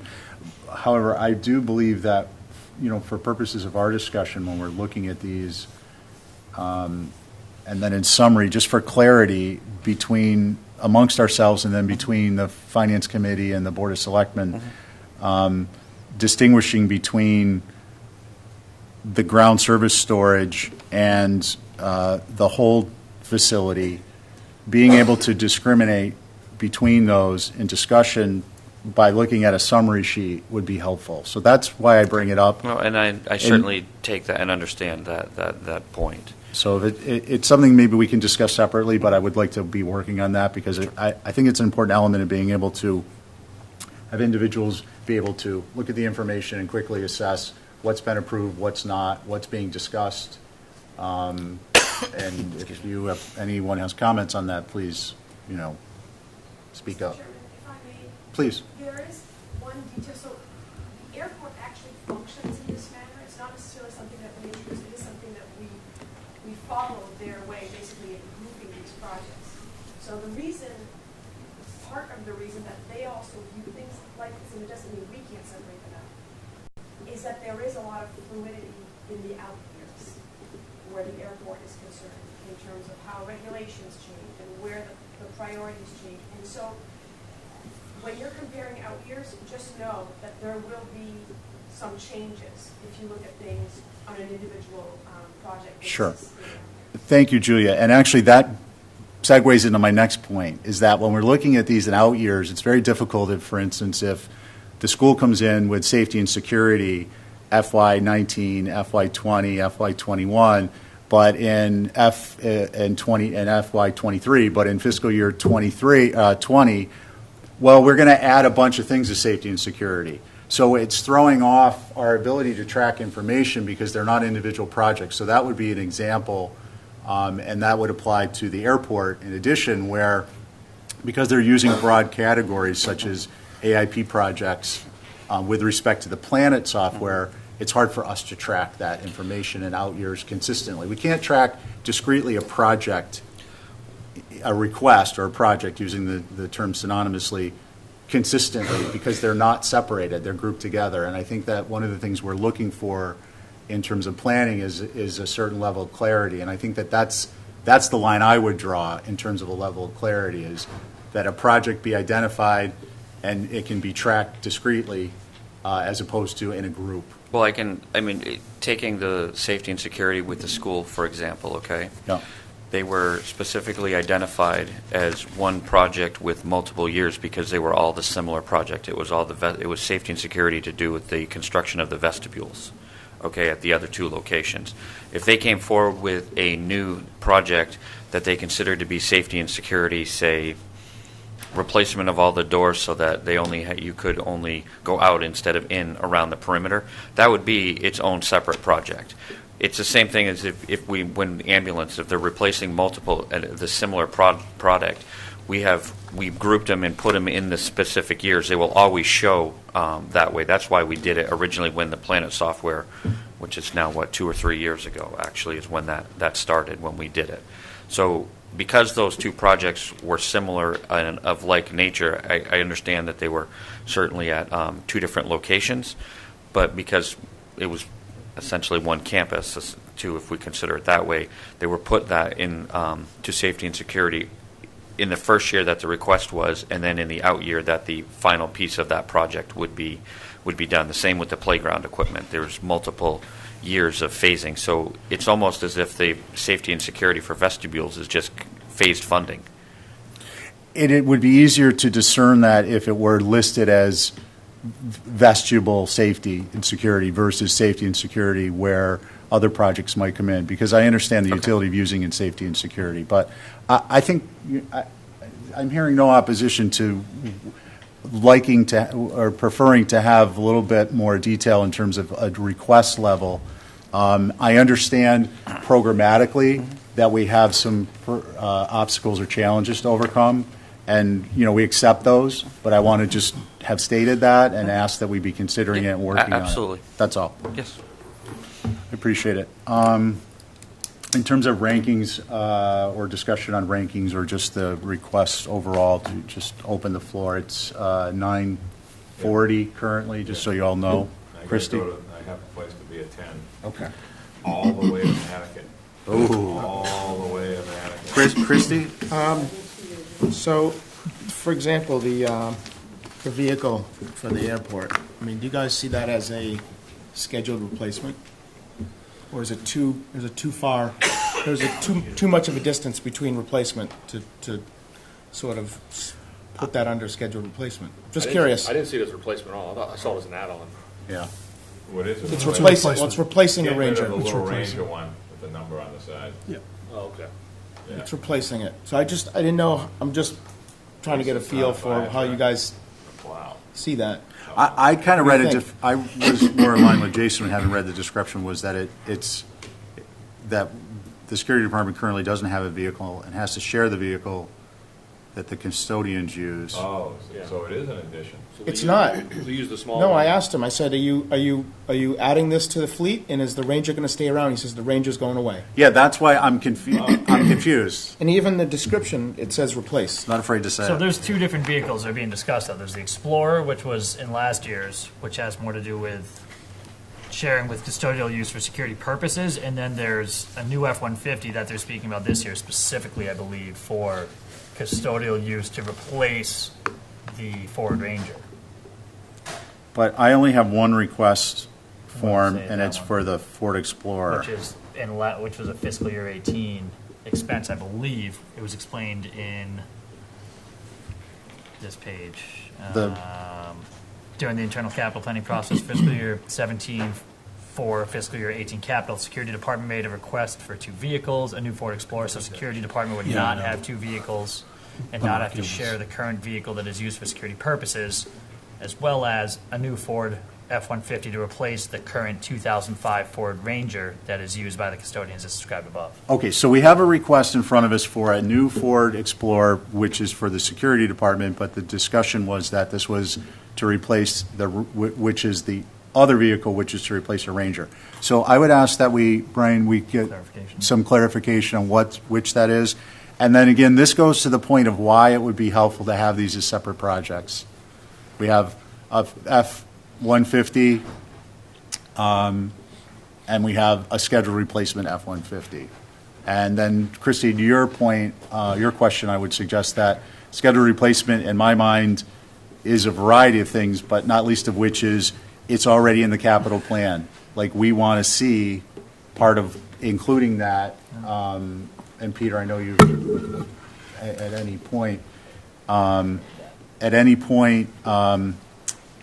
we would look at the summary sheet and see, okay, the airport in this example is looking to replace their F-150 or their F-150s this year, fiscal year, this fiscal year, and this fiscal year. So that, in my mind, is one element of a scheduled replacement. The other element would be that it's a department plan that's been published and brought forth, even though it's not maybe necessarily in our. I'm not suggesting that we need to have every single F-150 or every single vehicle. Or the question is, I mean, this is replacing a 2000, a 12-year-old vehicle. So Yeah. how do we see all vehicle replacements? Would you see them as scheduled replacement? Any vehicle. We had this conversation. Yeah, I'm just from my. Yeah, I don't know. I think there was a discussion, and it was, and I made a note that we need to define, if to the extent people feel it's important, we need to define scheduled replacement. And I was just sharing what my definition is of the scheduled replacement is that it's scheduled. It's something that has been worked into a department head's program, reviewed by the town manager, or an enterprise plan and reviewed by the town manager and approved as such. Preferably, it would also be included in the capital plan because we know we have a capital expense. Why don't we, and we have a plan for replacement, therefore we should have it in the capital plan in out years. So in both instances, that would be, in my mind, a scheduled replacement, as opposed to obsolescence or some other aspect. Right, but we had this conversation before. What? Didn't we have this conversation about four No. separate things? Yeah, I'm not seeing it really Oh. as scheduled replacement. I don't see it that way either, but I have an answer to how I look at it from a vehicle-loving person that sees stuff. Well, I mean, it's simple. Yeah. So I'll just use our business as an example. A Grumman van is wicked hard to replace because it's built, it's sort of like a food truck. You don't just go get one and go on car.com. And highly find it. customized vehicle. You know what I'm saying? A fire truck is like that. You're building something. But you can keep that running for years if you do the right maintenance. A pickup truck, I'm not trying to say that I think they should be buying lots of pickups. That's not what I mean. But you can press a button and get a pickup. I mean, that's like, there isn't even any work involved except the cash and a button. But the other stuff you have to evaluate. Well, it's true. The other stuff you have to evaluate. Simplicity. Is, so, like, there's no such thing as a scheduled vehicle replacement. It's a needs issue. It's rotted, parked outside, no one's taking care of it. Does it have to perform duties that are beyond, like, I would say that those vehicles could last long because they don't have to leave the property. They're not even registered. They just drive them around. You know what I mean? It's different. No problem. However, if it's carrying people, buses, handicap, there's a million ways to evaluate that. But the word schedule is the problem. I just want to. It's hard to define it. I just want to clarify. I appreciate what you're saying. I think the word requirement needs to be put in the word schedule somehow. Well, There's some way to explain, because some stuff has to be done as a requirement, which would be a schedule. So I Right? want to differentiate the way we're using the way that I intended the word scheduled to be used when we created the form Yeah. was from a financial planning standpoint, and Oh. and what you're talking about, which is Government. is equally as valid, is more like obsolescence. It's no longer good. It's required. We have to replace it. So when I'm saying scheduled, what the idea was that we are looking at a scheduled replacement and we are working to create a kind of a culture of planning, financial planning. So we want to reward the behavior of, I'm a department head and I know I have 15 vehicles and the Capcom and the Finance Committee and the Board of Selectmen and the Town Manager do not want me coming in every year and surprising them and the townspeople with a need for a vehicle and it's this much money. Yeah. So as opposed to that, what we're trying to do is create that culture where they put in a request for out years for their vehicles and they work within their own department, which I'm sure they do, and they work with town manager to have a plan, a schedule of replacements approved. Now, where that comes in too, though, is your point, which is a good point, is that it may be scheduled, but they may come in and say, well, it's not required. We don't need it this year. We want to put it to an out year. Or it's a point for us to be able to say, well, we'd like to see some pictures. It's only 5 years old and Yeah. it doesn't warrant Well, it. What do you think? And if that was a 2011, the last year of the Ranger, or the 2013, Yeah, I'd keep it. Then there'd be a lot of reasons to Yeah. ask a question. Yeah. But then you, as I said before, you could get into refurbishing stuff, like With some the of these larger fire ones. trucks and plows. I mean, they're not a pickup. And That's a house.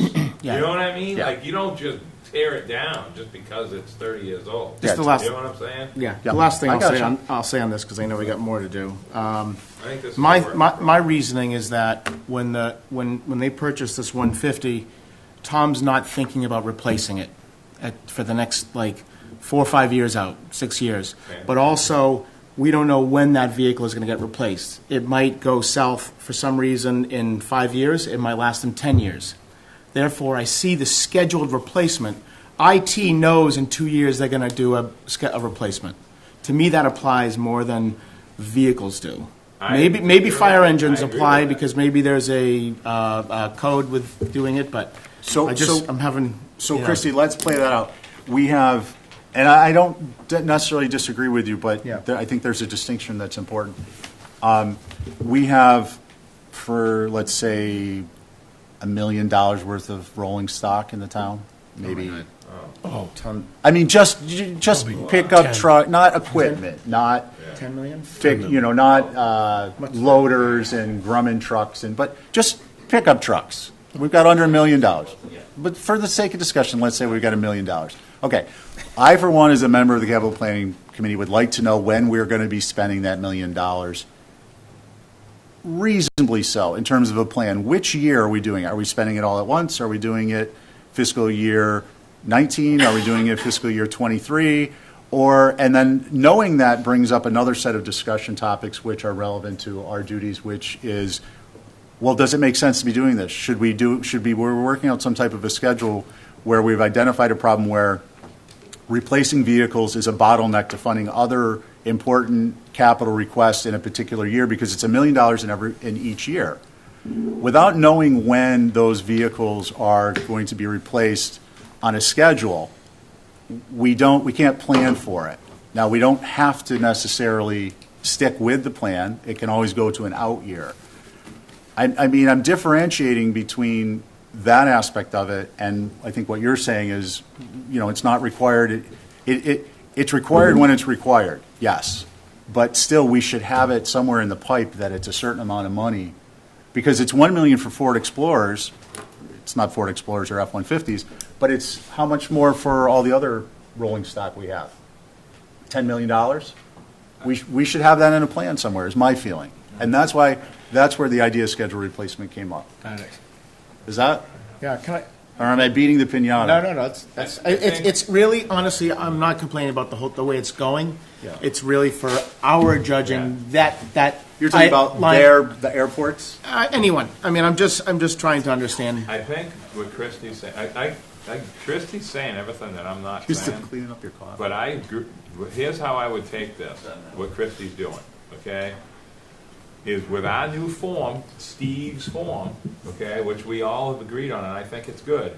How does this alleged schedule word versus just old versus, say, a vehicle that could be rebuilt or fixed or could last another 10 years, or that's what we're trying to figure out. I think the word schedule is not the right word. They can be one and the For- same. They can be one and the same. If the I don't agree differentiation, with that. we can I add. don't schedule my car replacements. I do it through, like, so like a plan, but it isn't like, okay, on this year, I'm doing this, like, automatically. You know what I'm trying to say? I don't think that it's like the little trash truck that the town just got. The one that they got rid of could have been fixed. How much do you do that, though, with certain vehicles? Okay. When it comes to a bigger vehicle, like some of them snow fighting things they got out there, they're not going to schedule that replacement. I'm going to take. You know what I mean? I understand. It's a different thing. I can understand, but I'm going to take one last stab at this, and then Christy, please. Let's look at a different topic. Let's look at from a different. Mr. Chair, I actually have to run upstairs. Okay. I'm going to excuse myself. Can I just leave on this one, because I got to go to the DPW office for this? You don't want to. You don't want to hear the rebuttal. No. Come on, this is some clarification It's crazy. here. I know what I'm saying is right. I'm just not saying it right. Was that I'm restructuring? just saying it wrong, but I know what I'm thinking. Okay, let's pick it up at another date then. On the valuation thing later, on the sheets, on the things. Yeah. The airport one, I think, is, school one, I think, is pretty much easy. But the airport one, separating the 1 through 4, then skipping 7. I'm still confused about the prioritization. No, he gave it to us. I'm still confused, but I'll get some clarification. I- on it. I think it was. Yeah. So, Can I? DPW was Monday. no, it was me today at 10, I'm supposed to be. No, don't know. no, that was canceled. What? Are you What am I on doing? Oh, is that what I'm doing? Oh, okay. Whatever. I just know that I'm supposed to be somewhere. I didn't want you to go to the wrong place. What to do. Stephen. Thank can you, I- Christy. can I just- Please. Julie, do you have any comment on this? Any thought on what you're hearing? What are we talking about?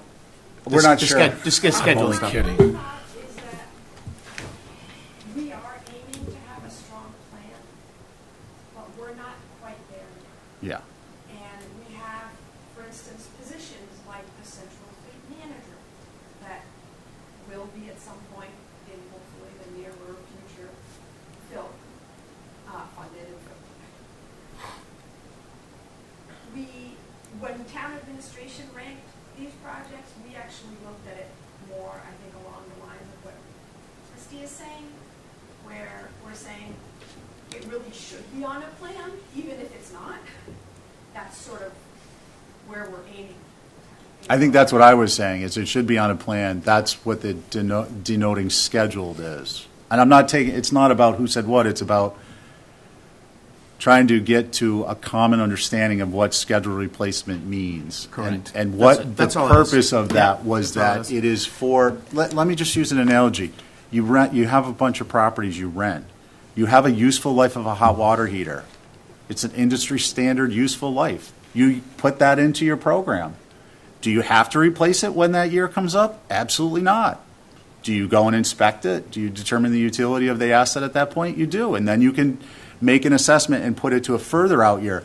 But if you don't have it, one, identified as an expense, and two, put into the plan, it's not something you're necessarily tracking, or if you're a department head, you might be tracking it, but the capital committee certainly isn't aware of it. Or maybe the town manager's not aware of it if it's not in a fiscal year out year. And that's what the idea of schedule replacement was, is that it's part of a plan. So, It's a I fixed don't- asset database yeah. for the future, and everyone in private life, I have them at the club, and every building, every piece of equipment, it's out Yeah, there. I mean, I've got Whether it. you do it or not. Yeah. It's because we depreciate, you don't.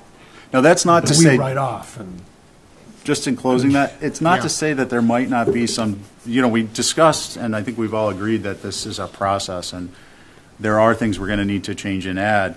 Whether there is another category that's required that may have a lower rank based on individual inputs, that's what we do at the beginning of the process with the ranking sheet, but that helps to differentiate between scheduled and obsolescence or required. So I just put that out there for future thought. Yep. Okay, so are we reasonably, or are we just more in our positions on what schedule replacement is, and we haven't come to any common understanding? I mean, I think that slight variation will come out in whatever we put. Individual Yeah. rankings, right? You know. Yep. Okay. I just wanted to make sure. If we have more to discuss, let's get it out. Dave, just a Yes, please, clarification. Richard. I'm confused on the AIP projects. Are we considering the 5% that we're responsible for instead of the 6.2 when we look at those numbers? I am, the Yeah. lower number. Yeah. Yeah. So that's what we should be focusing on. And my rankings are, My rankings. and Yours, yeah, mine. and my rankings are, subject to that funding, Absolutely. proportionality. Yeah. Which we don't know yet. Right. So that's why we may, I think I would presume, for the sake of discussion and for the sake of ranking, and if you guys think differently, let me know. Because we all want to do it the same way, so we're not changing things later for different reasons.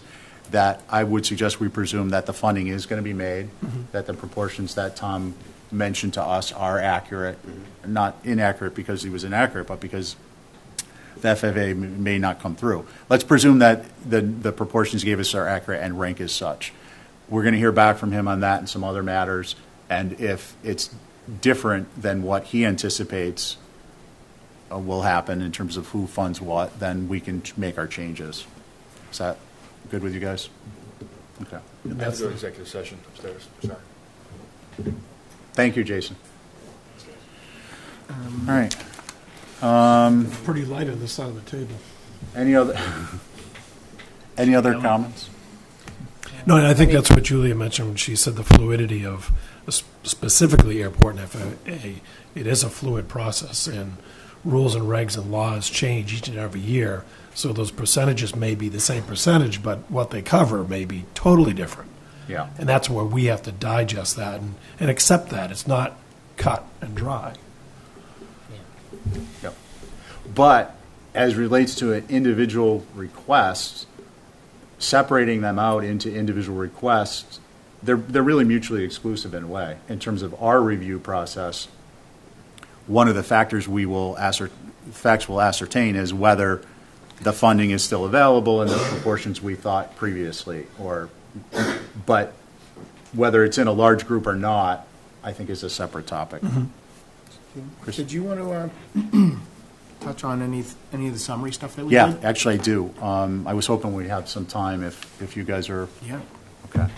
Not much time. So I think what Chris is referring to is the rankings that we completed and the summary sheet that went out. And just if anyone had any discussion points with respect to, well, let me start. I'll just give you a quickie. I'm looking through the individual reports. You're not obligated to look at these. It's the summary that's probably the most important, and it will be most important to us at the conclusion when we're making our discussions for evaluation and a final recommendation. But the Yeah, go ahead. for instance, the Wanacommet 1902 water tank maintenance. I didn't rank this intentionally as high required prevents degradation because I have various concerns that I want to run and discuss with Libby to have looked into, which not least of which is, we were told that this is epoxy and it will extend the useful life, and but we may need to replace a tank in 10 years. And I find those two things almost diametrically opposed, to be spending, hundreds of thousands of dollars for maintenance that prevents degradation to then have to replace, a multi-million-dollar asset within 10 years. So I'm not suggesting that my ranking is affixed, like I anticipate revisiting that, but that was the reason, if anyone happened to look, the water tank maintenance for me across the board came in at 6% relative to other projects. So that's kind of how I was using it, is it's kind of a trigger tool for me to be asking question and then bring it back up. But anyways, that was Yeah. just an observation. Can I make, Please, ask please. a question? So on the server, and again, this relates to one of my rankings. On the server virtualization, I had under support strategic plan, I had 100%. Everyone else had 0. So I'm wondering if either I did it wrong or I was thinking that to me this is a strategic plan that the department head is putting forth. This is something she wants to do, so I'm curious to know if I'm wrong or if there's some reason why people would why you would zero it out and not see that as a strategic plan. I don't know. Sure. That's why I'm asking. It's the, just like you did, it's the inconsistency in mine compared to everyone else's, and I'm just curious to know why that would be. So for me, do you want to? Yeah, just. Okay, so my It's all understanding this form. yeah, I'm just trying to find server virtualization. So strategic plan, I indicated 0. And the reason I indicated 0 is because I did not see that. I'm not even sure, I don't have the paperwork in front of me. Well, let me pull it up before I make a comment. So I just thought it was, it supports her sort of her idea of what is her planning for her department. I don't know. I just saw it as somewhat being in her. It's not a long-term, over time plan that is.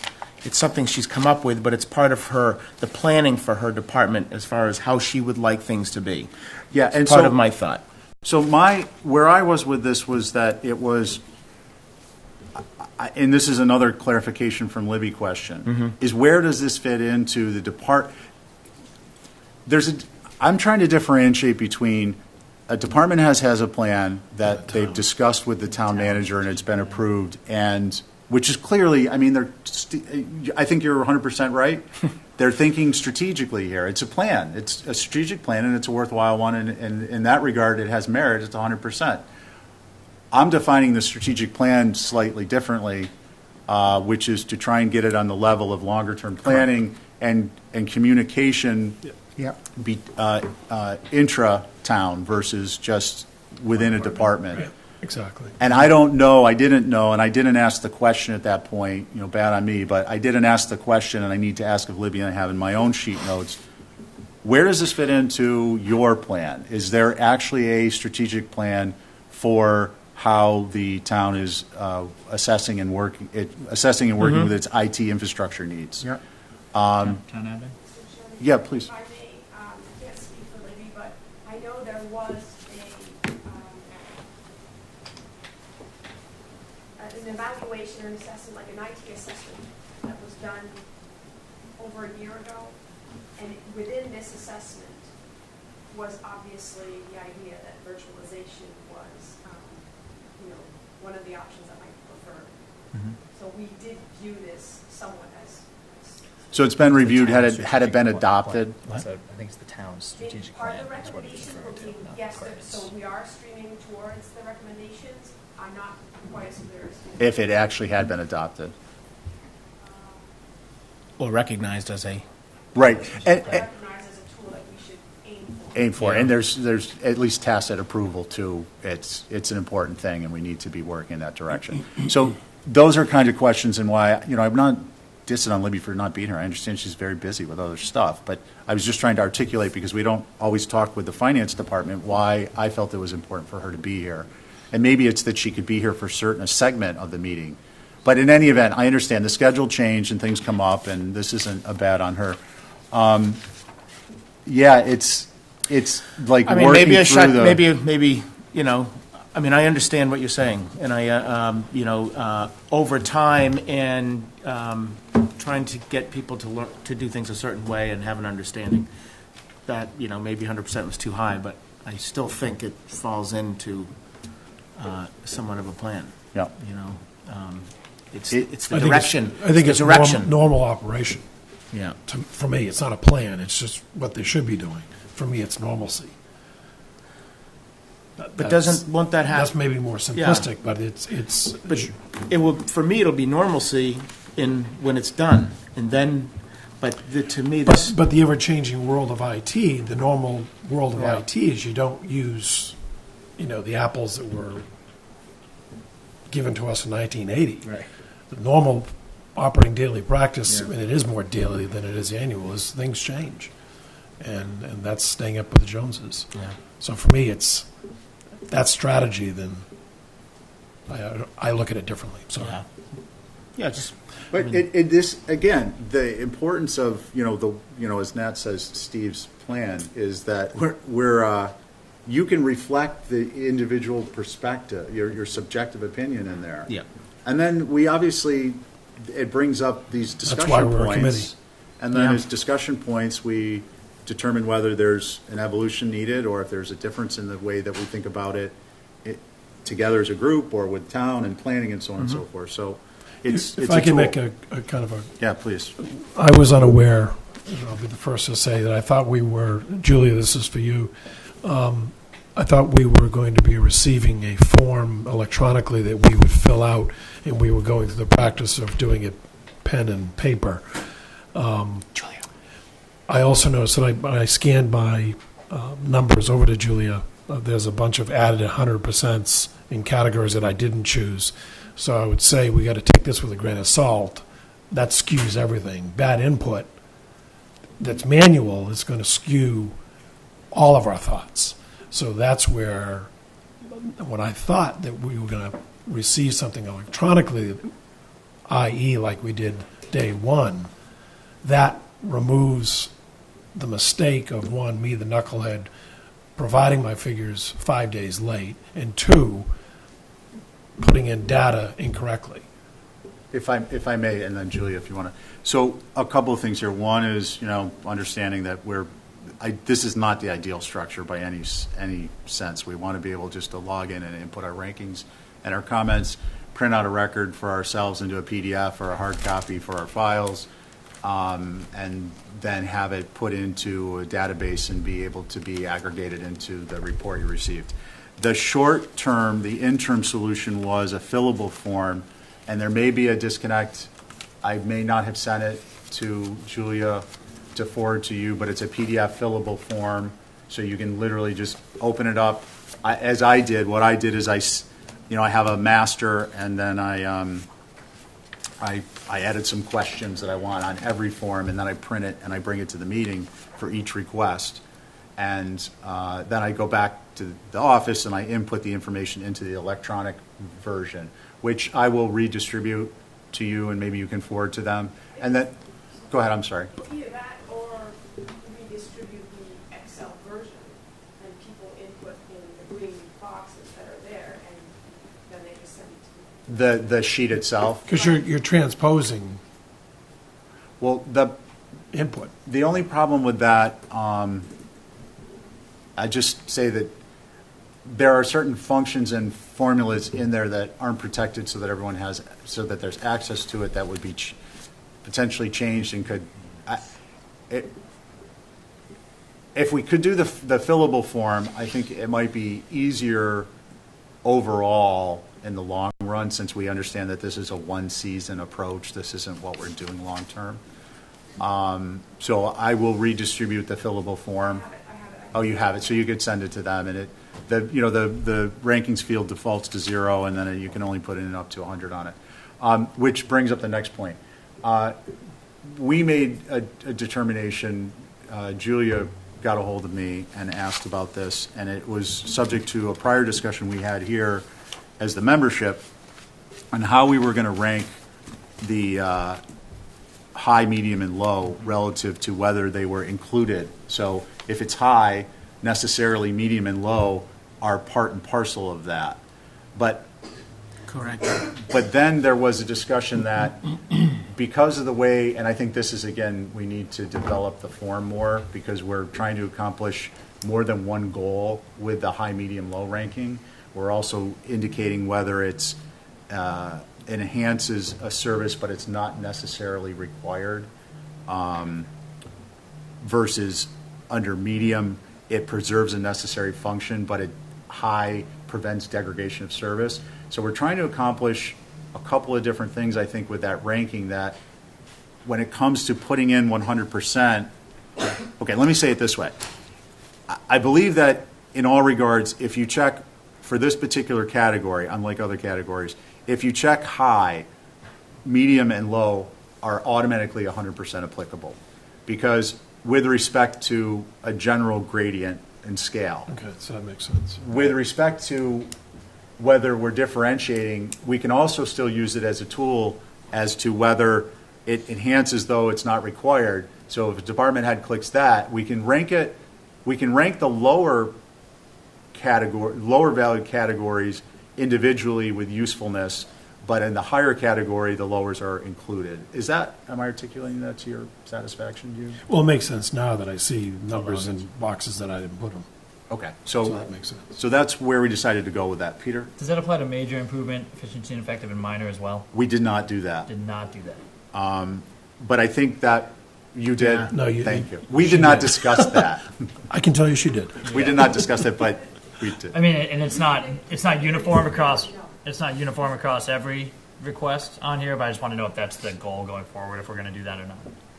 If the subcategory will be included 100%, if, actually, it would be included, I want to be clear, it would be included to the same percentage as the higher category.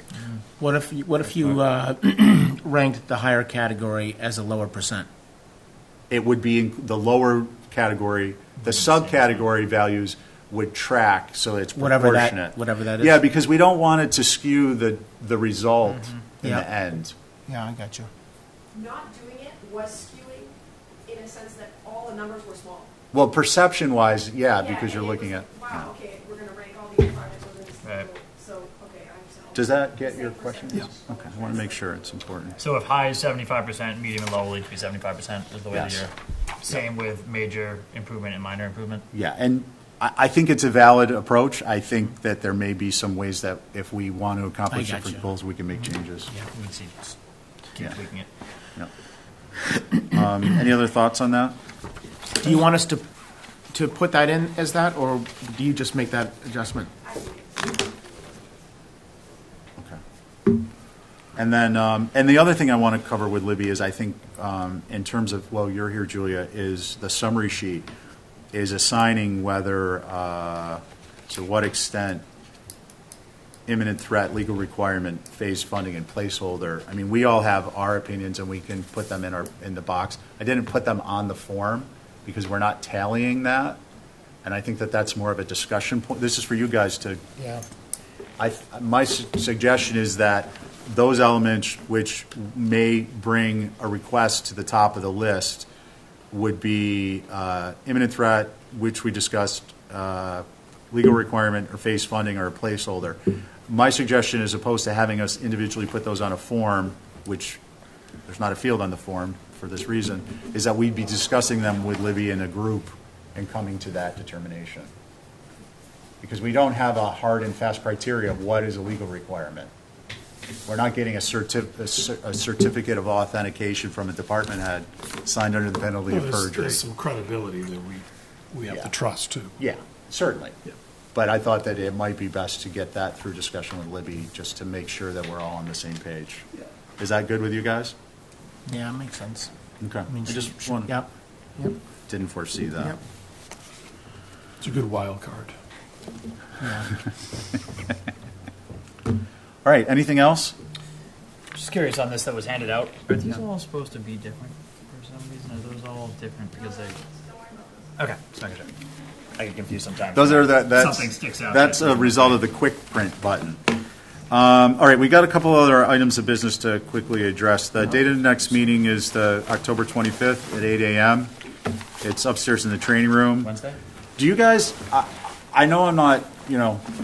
This role is new for me, and I'm not my peripheral vision may not be what it used to be. Do you prefer a venue, one over the other? Just as a general question while we're sitting here?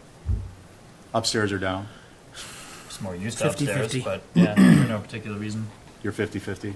Easy. For me, it's Anyway, nice because I think can it's see important. out of the corner of my eye everything. Yeah, I think it's The good hand comes up. when there's room for the department head to join us at the table. Yeah, Yeah, that's true. So along those lines, I'm not suggesting we're going to do this with our current schedule, but I know with planning board, there's enough room when the tables are changed and organized and the rooms set up in advance anticipating us so that we have professional staff here with us. And during HDC meetings, we've actually had a table here with a mic, and it makes it much easier for people who are presenting to be heard and to have their materials in front of them.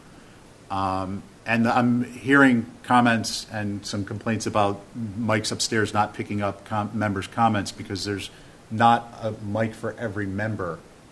It's kind of dispersed around the table, which is problematic. You'd be surprised how many people listen to the Capital Committee I'm meeting. sure. So anyways, I wanted to bring that up while I was sitting here thinking about it. So in any event, our meeting next week is upstairs unless that's changed on us by some other group bumping us down here. Committee reports, I was just curious if anyone had any comments about their interactions with the department heads. And if not, or if you want to hold them over to the next meeting, being we're after 10 now. I would say Tom and I have not met yet, so I'm going to meet him in the next week and a half. And if anyone has a question, I'll bring up the sort of clarification on the vehicle. But any other, just email me. Okay. And I can. The only thing I would ask is if you could drill down and maybe get some plans on the building. We're not the building committee, but I would like to see them, and I think it would be good to have. And then just under committee reports, just to make an announcement, the DPW, the designees will meet with the DPWs on 10/23 to review the F-19 requests and out years. And that is all that I have. Anyone else? Motion to adjourn? Thank you. Thank you.